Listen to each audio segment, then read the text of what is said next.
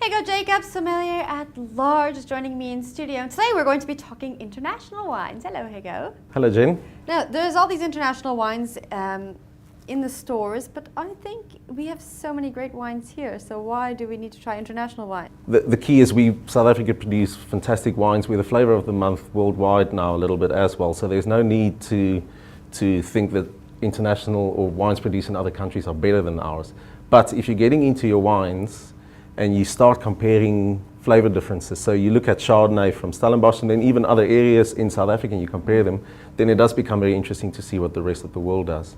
So it's not unpatriotic to go and look every often, even if you do it in your wine club and you're comparing at one evening 10 wines, it is really very, very interesting to look at how the South African ones compare.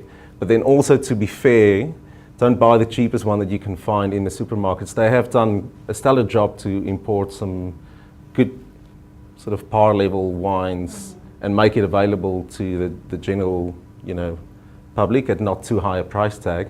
But if you want to see what does Bordeaux do with Cabernet Sauvignon or what does Burgundy do with Pinot Noir, don't go and buy a 50 rand bottle of wine, because that's not going to be a good expression. It's like expecting to buy a South African wine in England for £3 and thinking this represents South African wine. So it's just very interesting to put South African wines in context. So it's still looking to drink South African, but just knowing how it compares to the rest of the world. It's an interesting exercise. Now, this is going to be a hard question for you to answer. What country would you recommend for someone to try?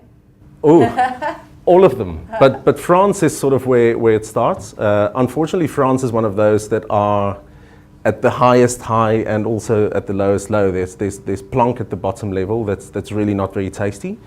And then there's the best wines of the world. So you have to at least start sort of mid-price level to start getting into under the skin of the French wines. But I think France is sort of where it's at. Burgundy, Bordeaux. If we're going to try French wine, which variety do you recommend? Pinot Noir and Chardonnay are personal favorites. There's great Rieslings coming out of France, out of the Alsace region. And then Bordeaux is quite a key. You'll find Bordeaux red wines everywhere.